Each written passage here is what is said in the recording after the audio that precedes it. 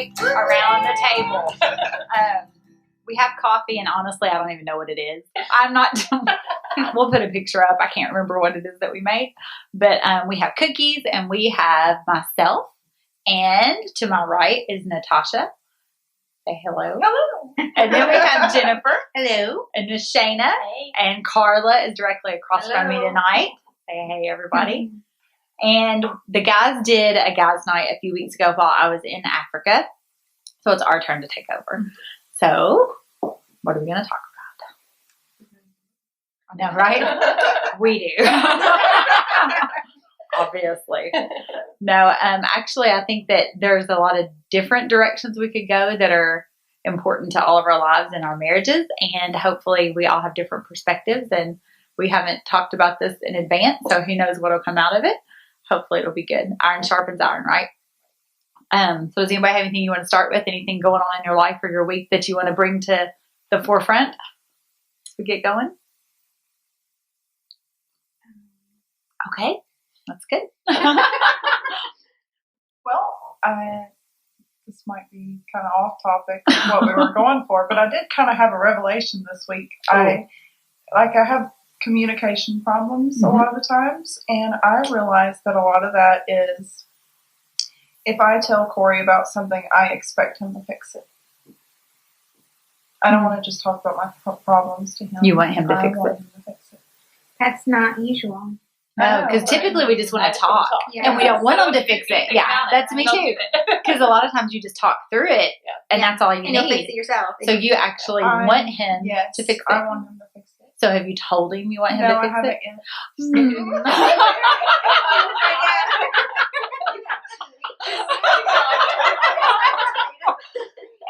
So what made you realize it? I think because I kind of did open up to him and he didn't fix the problem. Maybe that was, I don't know what it was. I think it was me wanting to talk to him about something, but I didn't want to because I realized that I wanted him to fix it. And I was like, that's my big problem. Good for you. That's a good thing. Yeah, I'm excited. Although now you either have to tell him or deal with it. Well, I'm excited that I realized that that's a problem within myself that I do need to fix because I can't hold things in just because I want it fixed if I talk about it. And you can't expect him to fix things that are outside of the realm of what he can fix. So that's really good. That's a good realization. Kind of cruddy, but it's good. It's a bad thing. So there are two things that we did come up with that I think we wanted to talk about. I think there are two issues that are very prevalent in our society as far as the negative view of it. The first one is how do you be a parent and be an amazing mom, but not put your spouse before your kids? Or I mean, not put your kids before your spouse, to keep your spouse in the rightful place in your heart and in your life, especially when our society, I think that I feel as though there are many examples of people that I watch that their child becomes an idol in their life. I think that it becomes a very worshipful situation. So what is your input on that, or what are your thoughts on that, or what do you do to prevent that in your own homes?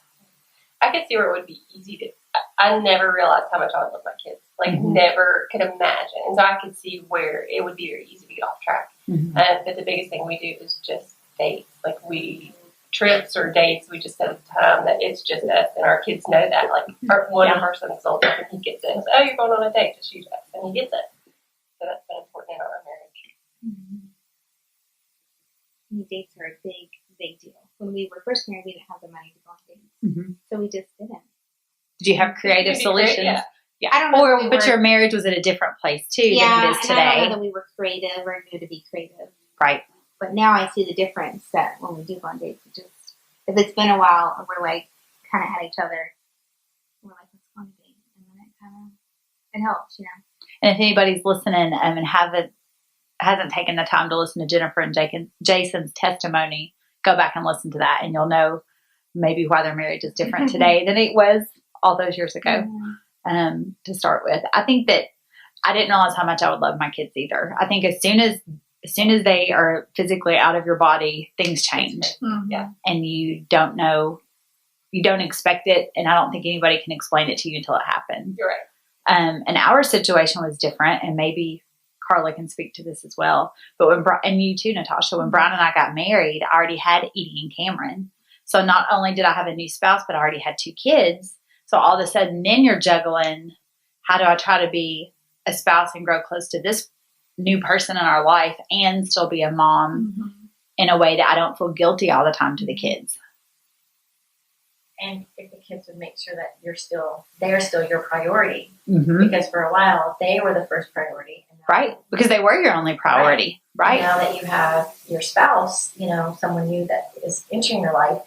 So I guess for me, it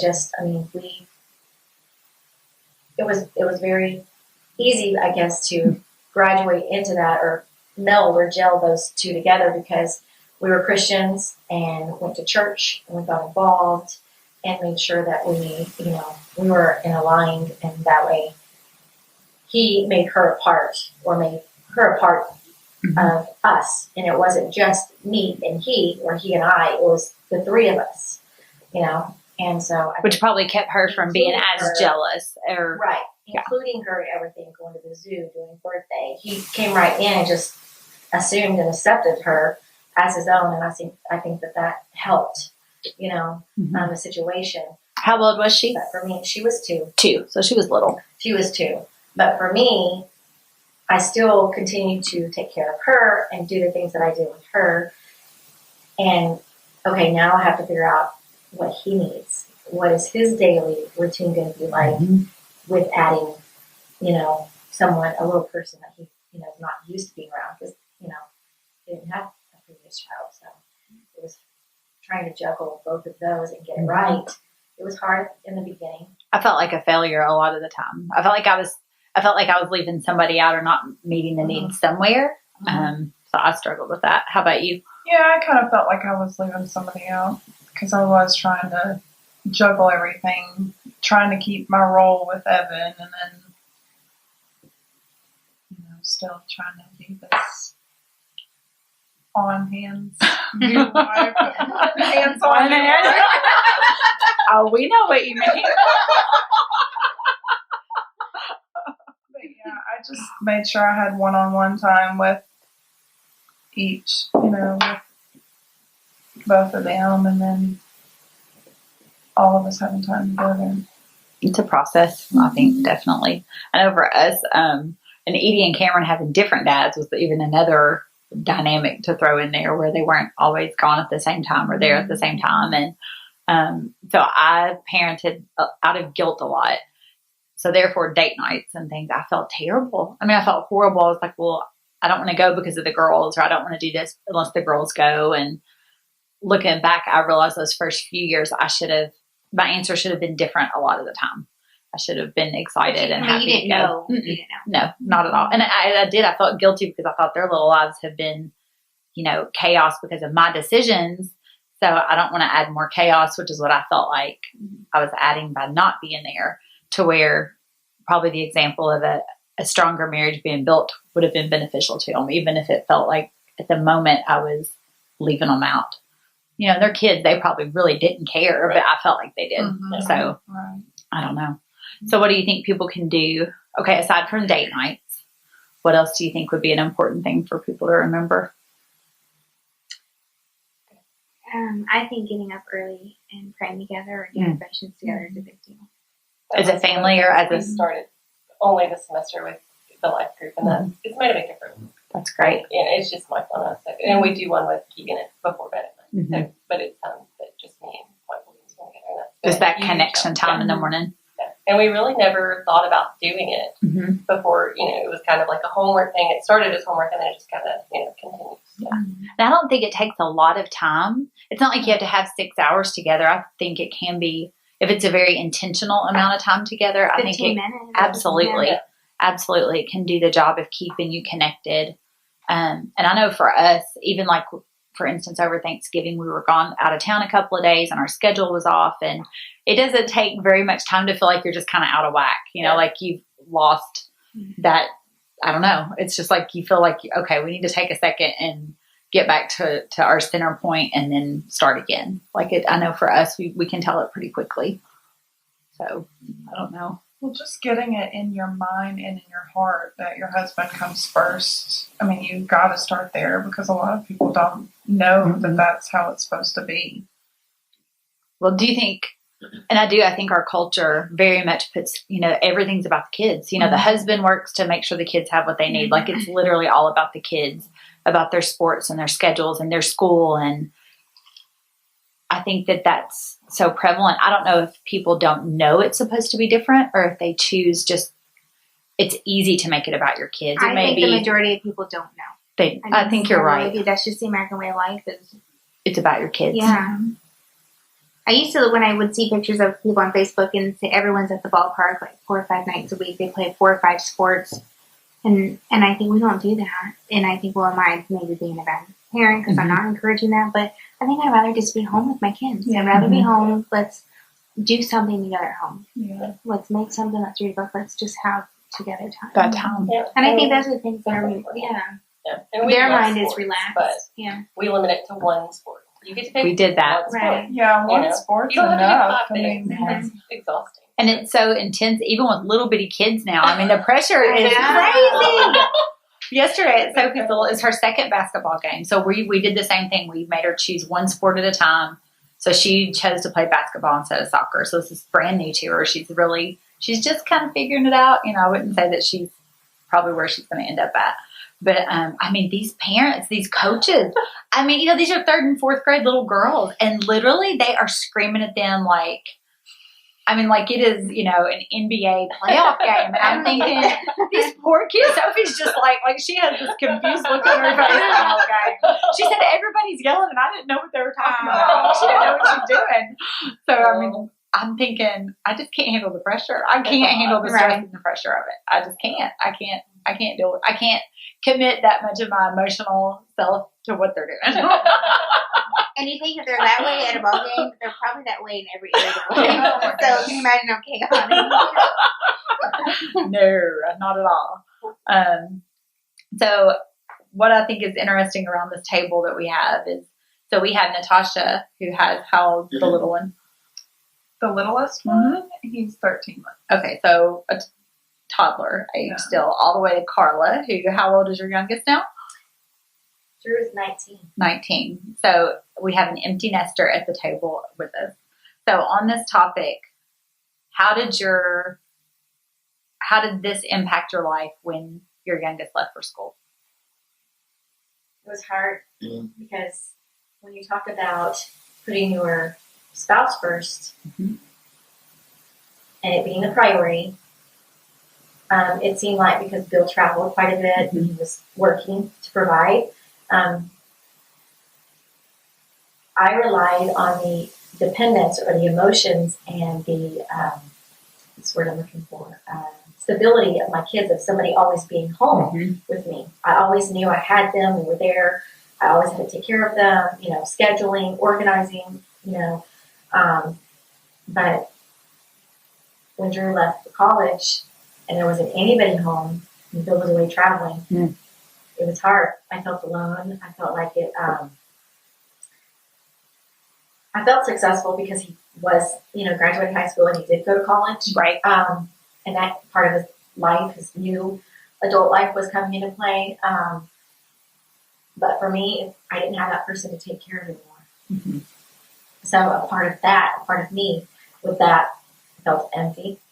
And so trying to talk to Bill or to try to care for Bill, it could seem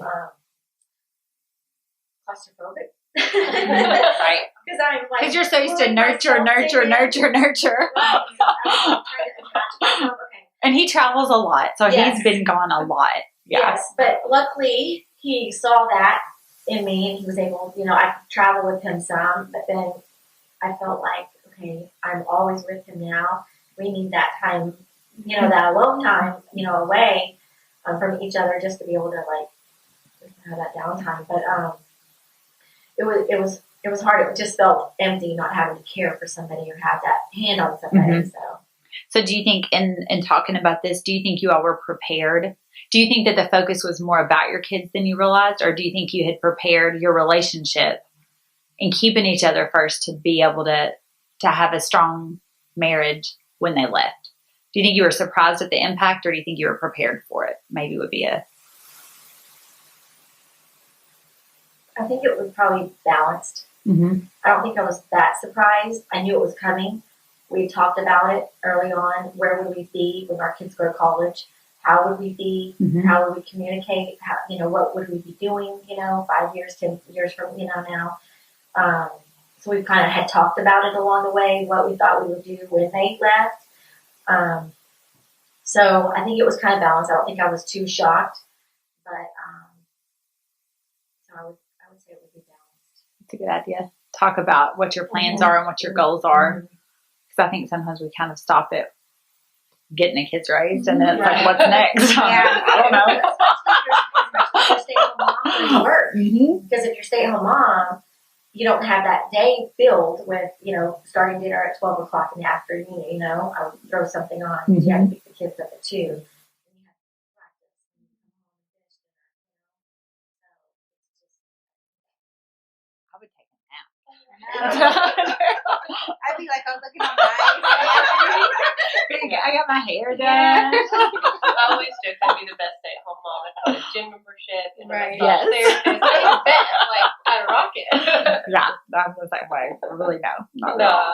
at all. So that's probably a good idea to have a plan, to have those conversations in advance where you can dream together about what the future hopefully will look like and be when you, because I think it'll be great in some aspects to be able just to have each other again, especially if whether you did or didn't have that time together before the kids, to be able to have it at the end of your life, when hopefully that'll be the best season of your life. Yeah. Yeah, because then you can truly focus on each other. Absolutely. Yeah, and you have more resources, and you just Hopefully we're all there.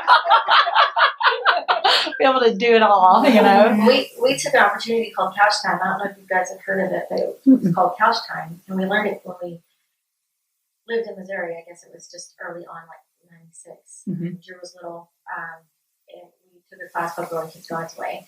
I've heard of that. And it talked to you about couch time. So when your husband gets home, or you get home from work, or you both get home from work, the first 15 minutes are, to say hello to the kids, get them settled, but then you both sit on the couch and you have your first 15 minutes together to just go over, okay, 7 minutes with you, okay, get it out there. What do you want to talk about? How was your day? Just the important pieces, not the whole day. Right. The most important before you do get started with the bath time and the dinner and the kids. And then he shares, a few important topics of his day. And you have that couch time together to where you're not feeling like he's coming home, you're coming home, you're still rushing with kids, bathing, put them to bed, and then you're so exhausted you go to bed and you go to sleep. That's a good idea. That's a good idea. So we found ourselves in that situation quite a bit. And so we had couch time. So that would do that. But during that time too, I would say this is what I would probably need more of during the day or in the evenings for me when you come home, so that I could be better the next day and vice versa for him. And so we started doing that, which helped out a lot. So that way it would prepare us for, just our little bit of communication time to where we would have that. So when That's a good idea. you were still on that same pattern. So That is a great idea. That is really a good I know when idea. Corey gets home, I'm really Like just throwing the kids at him. I'm just in the middle of everything. I'm cooking, I'm cleaning, it's the busiest part of my day when he gets home. And so he's like, hi, I'm home. And I'm just like, give me a minute and I'll be with you. Can you get the clothes out of the dryer and fold them really quick? before you walk in. Yes. I know Brian's big thing is, and it's funny because we're normally really good at it, but lately, 20 minutes after I get home, he'll say, I'm still waiting. His big thing is he's like, I want to kiss as soon as you get home, because he is home before me a lot because of his work schedule. And I don't know what's been up with me lately, but it's like I'm so distracted when I walk in the door, I forget, and I think, oh my gosh, I've been here an hour. And the one thing I know that he's like, this is what I need just that 2 seconds. Yeah. I haven't done a very good job with it. So that's something, even that little that I know matters to him, I have to do a better job thinking about. So that's really good. That's a lot of good stuff. Anything else? I know one thing that Jason likes is for me to go out to the car when he gets home. Oh, he wants you out of the house. Like the U.S. Post Office. Well, by the time I hear the garage door open and I make it down the steps and out there, he's usually like coming in the house. But I do think he like, He wants you to be excited. yeah. And I can understand that. I too. think I like it when kids come out to see me and I'm not walking the house and I'm like, I'm home and nobody Cares. But I do that when it's warm. Here now that it's cold, I haven't. Yeah, I don't really go too far like outside. You outside in the snow, I just have to Yeah, when it's warm, I'm usually there. Like as he gets out of the truck, but not here lately. It's too cold to go running outside. Although today it's like 74. On days like today, It's I December would. 13th or something. It's like 70 something. That's funny. That's good. I think that's all really good. And I think the big thing is just to be aware of it and to consistently. Who was it that was talking about, like when you're following GPS or coordinates? Is that right? Like on a map or whatever, that you have to constantly readjust because you get a little off track, and then the next thing you know, you're miles and miles off your course. So to constantly readjust and make sure that you're keeping the main things the main thing. You know, God, spouse, kids. And I think that that's probably an ongoing challenge in some way, shape, or form for most people. So I think it's just you have to constantly readjust it. So I can even put work first sometimes. I tend to do that. So that's my personality that I have to really take it's a good thing I'm not like a lawyer or some highly powerful person, because it would probably be a huge challenge. God knows what I need. I need to be a church lady. That's what I do. Because I can manage it at least somewhat. Okay, now does anybody have anything else on that? Scripture, quote, prophecy, word of wisdom. No. Just remember to share your life and not give your life. Share your life. But don't give You're it. still your same person. Continue to always make sure that you're sharing each other's life, your best. Good and bad. Just share your life, not give your life. Because you have your own life. You're not just giving. Some people get caught up in, doing for the other person, or the other person wanting more for themselves. They almost become a martyr. Yes. Just remember to share and not give. But martyrs typically, it's you can almost get a prideful thing about that. About oh, well, I'm always the one who gives. I'm always the one who gives. Yeah, that's good. Okay, so the next topic we had thought about talking about is the whole. So you've got the dynamic that goes against culture, where your parent or your kids are not number one in your household, which I know goes against many people. So the second one is submission within a marriage, and how to be a submissive woman in this day and age. So go. Because I think this is a pretty big, I think it's a very countercultural view. I don't think it at all is embraced by our culture today. And I think it's misunderstood too. Like what a submissive life looks like. I think that's one of the biggest challenges. And it's one of my biggest challenges, because I am a dominant personality in my career and at home. And it's just been over the last 6 months that I've really dealt with my issues with submission. And especially if you have a marriage where you have a dominant personality and your spouse really doesn't. He's much more like that. I'm not with you being the boss. Make all the decisions. What did you think? I got everything. Well, figuring out that balance. And it's funny because I know several marriages that's the exact dynamic. The female has a very strong personality, very domineering, not in a bad way, but in an aggressive, get things done, mark it off the list, and then spouse is very whatever. Yeah. If I do it, it's done right, and I know that. Yeah, but it always rears its head at some point. Yeah, it does. And you don't figure it out. Yeah, and that's what it took for me to realize this is not how God intended our marriage to be, with me dominating everything. And so it's really changed, like over the last 6 months, it's changed our marriage. Yeah, what do you think has allowed the change to happen more than anything else? Me honoring him. That's been the biggest thing, like respecting it. And I did not realize how important that was until you just start offering it to him. And then the more honored he feels, the more he's going to like, oh yeah. Puffed up a little bit. Yeah. And so you allow him to make those decisions, and you honor those decisions with him, and you walk through it with him, and changes his personality. And That's great. That's really good. And you have to be careful with that sometimes too, because some people will really be submissive and they kind of go against God's will. Like there's people that are out of church because their husband doesn't want to go to this church. Well, they should still go to church, and if their husband says, we'll go to this other church, they go, instead of just falling out of church because their husband doesn't want to go to this church. Right. You know, and I mean, it happens a lot with different other things too. I mean, that was just an example I was thinking of.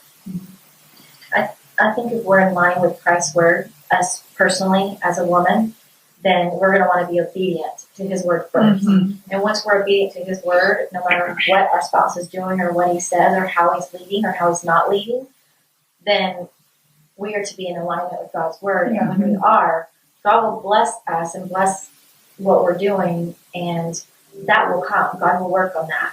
God will work with them and deal with them. And they will, you know, be able to see that in us and how we are, and they're going to want to lead naturally. That's just the really alignment of Christ, you know. Once everything's in the line, he first, then our spouse, then our kids, then everything else. So no, that's very good. I think that, and what's interesting is I've known a couple of different people. One of the couples is not married any longer. Very domineering female, married to a very passive man. And I think that for a long time, that's what she felt like she wanted. She wanted him to be passive. And then all of a sudden, the complaint became, well, you don't ever make any decisions. Well, you don't ever take care of anything. And it's like the very thing that you think you want. At the end of the day, you want a man to be the head of the home. You want them to rise up and be the man that you hope that they are. But at the same time, you want to castrate them and not let them have that. So it's like this balance between what your flesh wants and really how it's designed to be. I think there's a time sometimes women do have to leave because the man just will not. Right. And things have to get done, and you have to make decisions. You have to just do it. And even that, I think you have to finesse it sometimes and let them. I think it goes back to what you said about building them up. And I think sometimes they lack the confidence to feel like they can lead, whether it's because of bad decisions they've made in the past or maybe previous relationships or maybe they just are, you know, mentally they don't want to mess with it. I don't know. It could be anything. But it's figuring out how do you build them up. That's really a fun line. Oh, it's so fun. Luckily, I don't have to deal with that. That is not an issue in this household. The issue is me trying to wrestle the reins from him most of the time. But I know what we're doing. I got this.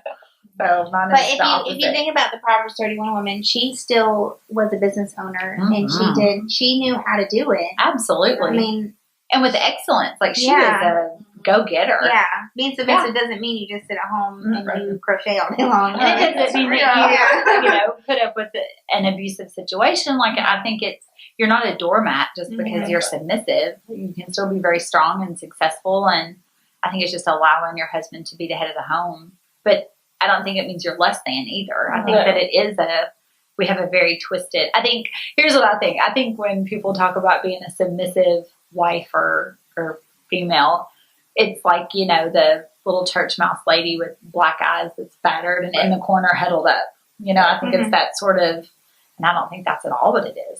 That's not what it's intended to be. No. Unfortunately, some people that might be where their situation's at, but I don't think that's God's plan or intention for it. I think it's so neat how God made a male and female fit together in all ways.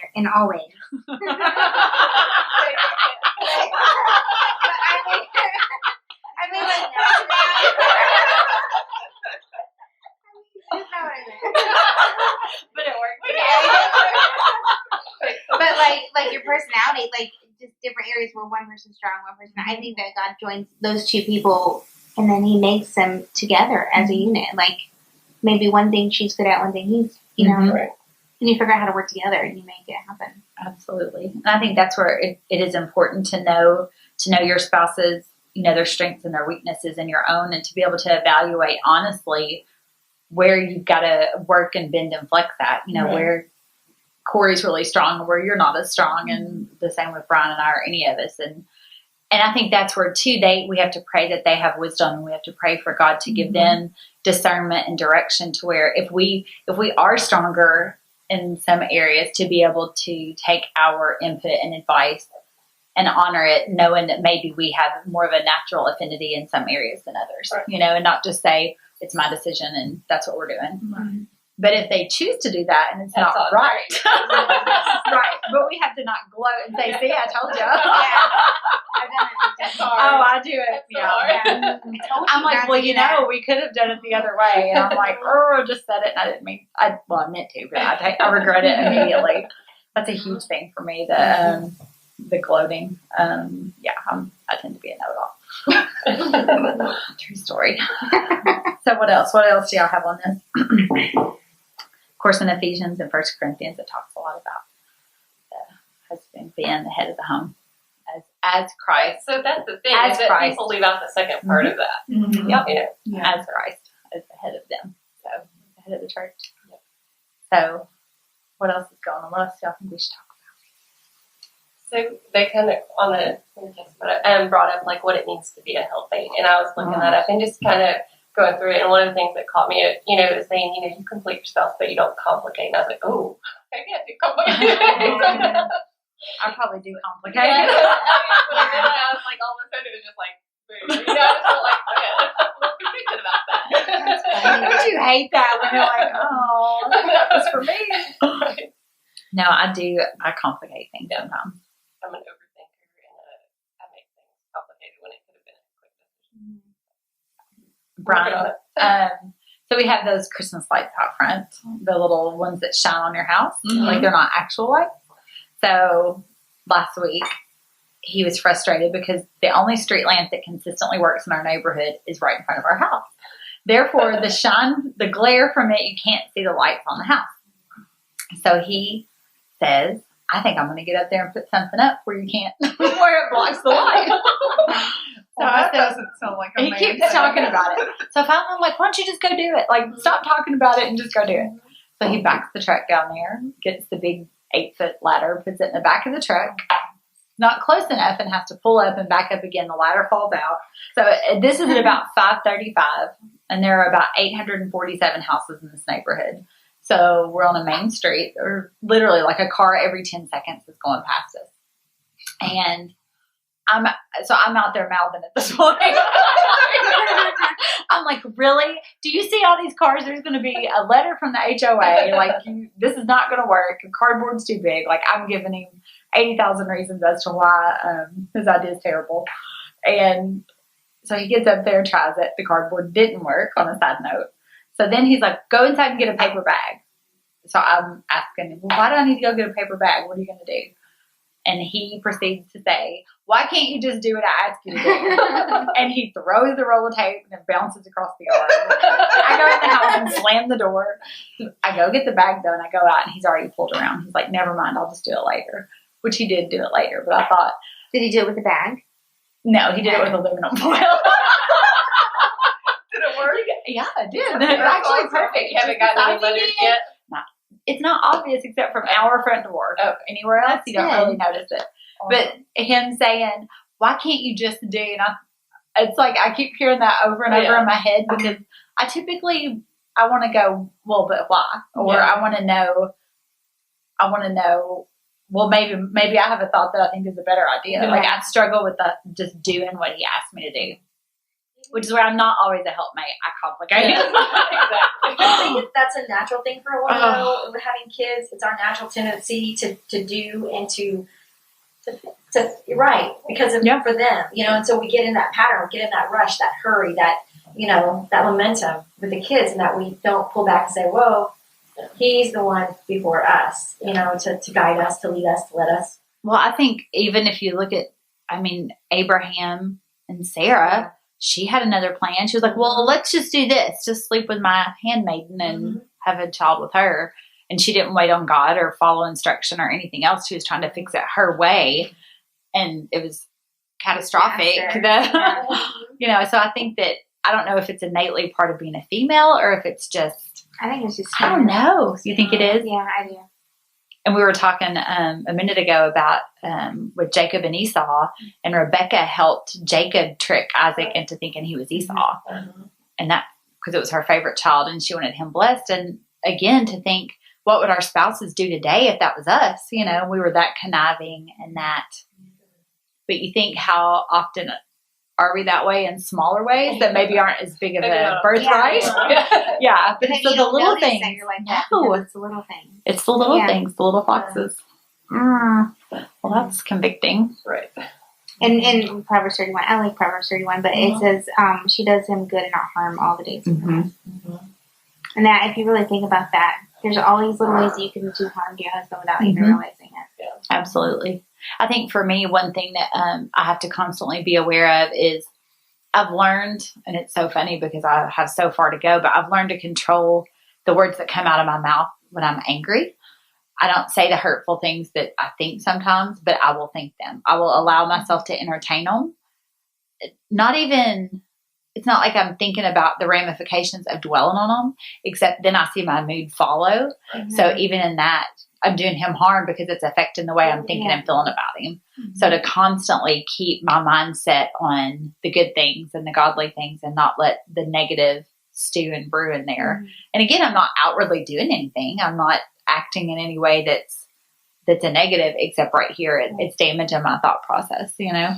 So I do that. I have to be very aware of that. I think mean thoughts sometimes. Little daggers. So I tend to be a nagger on like little things, like we're on the way over here. Everything gets laid on the counter in the kitchen, and it makes me crazy. And I was like, clutter. I'm like, what made you think that? So what in your actions were letting him know? Yeah. No, I don't see that's the thing. I just say it. Oh. That's even worse.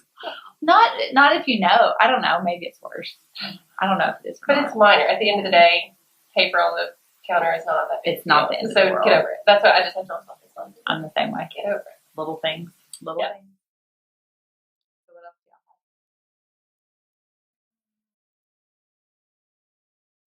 Are we the only ones that are not helpmates? No, that's me too.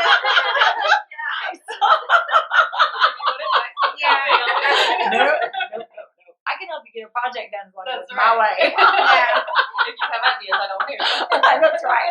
Feel free to submit them. Well, I'm always impressed with Jason when I have an idea of way something should go, and then he does a different way, and I actually get mad because he did it a different way. But then I stop and think, I was like, that's a good idea, actually. I mean, it's like... That's good. Do you tell him it was a good idea, or does he ever know that you got past being mad and that you were thankful? Yeah, I try to tell him. He's like that, but then I don't want him to glow, you know. So it's like, I don't do it too much, but I am inside. I'm impressed with him, you know, with what he came up with. But that's funny. That's good. I guess it depends on how big of a fight it was. to how much I'm gonna. That's great. We don't. Yeah, I'm probably not the best at that. It's saying, "Oh no, that ended up being really good." I just go, well, well. So, what about you? Well, I sometimes have a real issue with the landscaping of the house, like the trees, and because we have a lot of trees and shrubs and bushes and everything, and I love our crepe myrtle tree, and I love some of the other trees in the bushes. Well, Bill was the mascot in college, the lumberjack. So, like where he really was? He really was. Like basketball games, he'd carry the axe, you know, he was really Wait a minute. Is it like a costume? No, it was like the beard. He would dress up, like flannel shirt, jeans, and boots. He was the lumberjack. Do you have pictures of this? Yes. I even have some newspaper pictures of me, of basketball games, and stuff, you know. That's like awesome. axe and jack and everything. So he would, he got a chainsaw. And it was his new toy, so, you know, he was out there revving it up and everything. And then he just went cutting happy. I'd love to go to the store. And he knew I loved certain trees, and he knew I'd been talking to him about this, you know, one tree. I said, please don't cut it this way, because it will end up falling down in the winter. The ice will get on it. I go to the store, and I come back 2 hours later. I'm not kidding you. I don't even think it was 2 hours later. Drive up in the front yard. You know how they come by once every 3 months and pick up our brush? Yeah. I probably had enough that, I mean, we could have about 16 bonfires. Trees into the back, and drive down the back. Oh gosh, he's cut them all down. He's cut this. It's. Did he touch your crepe myrtle? Well, the crepe myrtle is now been. Yes. For a short answer, yes. So now it's for the just call it that. It's been pruned. But he did a great job. But me thinking, oh my gosh, he's just going to whack it. He's going to kill it. Something's going to happen, you know. I'm like, it's not going to come back. It's not going to grow. But I have to say, he did a good job. He knew what he was doing. He had the eye for it, you know. He didn't get hurt. He didn't fall down off the ladder. Chainsaw by himself on a ladder. Yeah, Yes. that's dangerous. Yeah. Out there. I was worried. But he did a good job, and everything came back, and he trimmed it all up nicely and made everything kind of even. So, That's great. I need to give him more credit than just me wanting it my way. Just letting him go and have his way and doing it and feeling good about it. And he was contributing and doing something without having to pay for it, saving money. So, that's good. I was talking to somebody this week about just the flesh in general and the process, whether it's trying to be the mom you need to be or the spouse or the just trying to deal with yourself and become who you need to be in Christ.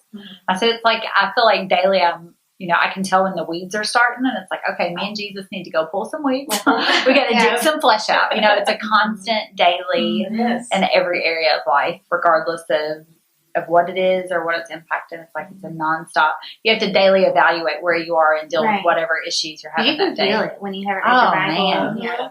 Man. Or just when something's creeping in and it's like you can feel it starting and you've got to prune it and get rid of it. Well, and not only since we started the getting up in the mornings and reading the Bible together, or even our life group time. I mean, I've noticed that because Bill started reading that book, How Praying for Your Wife, How Praying Your Husband. He started reading that, and I have completely felt at peace when I know that he's in the Word, but Satan has hit it 10 times more. You can tell when he's attacking, definitely. When he's trying to get in. You can tell it's a lot more. And so since we've been coming to Bible, the life group and everything, you can tell that he's knocking more often, And so we just need to remember that, recognize it, and just continue to pray for each other. And I think it's funny because I think we think that that's a bad thing when really that's a good, because if you're not doing anything, he doesn't care. But as soon as you start making progress or making ground, it's like that's when he rears his head and he's like, I can't let you get up again, and he starts to pull on you. So that's a good thing. That's great. Does anybody have anything else you want to talk about before we wrap it up? We're right on time. Brian's going to be so proud of us. What are we at? We're at 42:37. Perfect. We have about 3 minutes. That's pretty good. I know. Any parting thoughts? Okay, what's the thing that you appreciate the most about your husband? And go. We'll go around the table. Oh, me? Sure. I appreciate the way that he provides and takes care of me from an emotional standpoint. That's good. So That's probably a tall order some days. that's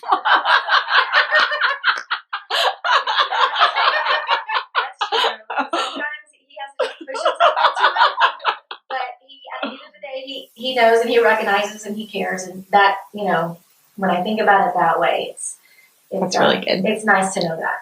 That's great. I appreciate Michael's personality. Like, he can make me laugh through the worst days. He's got a pretty great personality. Yeah, he's pretty funny. He does. And sometimes that's the thing I don't like at all about him. I just have to. I get it. Yeah. Totally. I roll my eyes and I'm like, really? I do. Where everyone else is like, something, I'm like, we've already done it. But I really do, when I look at it, I appreciate that the most, because we've been through some really terrible situations that we've been able to laugh through, and it didn't drag us down because of his personality. He's just a positive person. That's great. I appreciate Jason's servant heart. We all do. We do. Especially when it comes to Especially when it's trash time. or when the dog gets into the trash. He cleans it up. I love it, which happened this morning. But that and his or when there's piles of paper towels on the floor. Yeah, this is what I really appreciate. That is work ethic. He's just really He's a hard worker. he's a hard worker. Yeah, same here about Corey. He definitely works hard. He's not at all lazy. He's a go-getter. Yes. And then he can do anything he sets his mind to. I mean, yesterday I kind of had my doubts for a split second. He was putting a fuel pump in the truck, and I was like, wow, that's a big Just a deal. new thing. he's never done it before. And it worked? It worked perfectly. I was so That's proud of him. great. He was under there, And and the tank was half full, and here he's under the truck trying to lift it up back. Oh my goodness! Oh, but wow. he did it. He did a That's very good impressive. job. Yeah. Yeah. I didn't know I was going to drive a motorcycle. That's Yeah, right. Which I was worried about that. All morning I was like, honey, just wait till you can learn around the neighborhood a little bit, get used to it. And he told me, he said, I almost had you talk me into it. He said, I almost did it. But I said, no, I'm going to ride this thing. On the interstate. Yeah, I know what he's doing. Yeah. On the way to church, he took Gallatin Road. Oh, okay, that's Okay. better at least. Yeah. At least it's slower Yeah. speeds. It's Yeah. going to happen. On the way back, he was feeling a little Oh, yeah, more. it's a little more confident. He's like, wait a minute, people. What Yeah, I said, I got this now. Oh my Lord. For Brian, I think definitely his personality too, which does annoy me sometimes. Yeah. But we always laugh about everything. We can be so, for us, we can be so aggravated and upset at each other, and it doesn't take long when we're laughing. So I probably appreciate that more than anything else. And I think he's a really good Because dad. you wouldn't do that yourself. No. Oh, I would Right. too. I mean, I would Yeah. just keep it turned I'm up like and that going. too. Yeah. No, this grudge, it is not going anywhere. So I love that he makes me realize how silly I'm being sometimes, which is great. And two, I don't know when this will come out, and Brian may have to edit this, and I don't know if everybody at the table knows. Maybe you do, but we are going to be grandparents in July. So July or the end of August. So we're going to be Mimi and Poppy. Oh, good. Yeah, You don't we know got grandma. names. All right. So I'm like, it's still a grandma. You can call it what you want, but it's still a grandma. Yeah. So I always That's tell exciting. everybody, because we have two grandkids, Mm-hmm. I tell Bill especially, I said, I wish I could have grandkids first. I'm It's a I've whole heard meaning that so of many love. times. It's more in depth. It's a whole, and then it's just part time. Well, and they're in Montana, so it's Oh, definitely going to oh, be, yeah. So we're very excited about that. So Congratulations. that's a whole another phase of life that we're entering. And Yeah, Cameron's like, well, why something don't new. you have one too? I'm like, well, I feel like once you have grandkids, to have another child, you're sort of crossing some boundary that you're not supposed to. I don't know. So anyway. Okay, I think that's it for tonight, and it's been fun, and I love each of these Yes. ladies tremendously sitting at this table, and I'm thankful for each of you and the wisdom you impart and the blessing you are in my life, and I hope that they have been a blessing to everybody out there listening, and thank you for tuning in. Have a great night. Bye. Okay, I'm going to stop.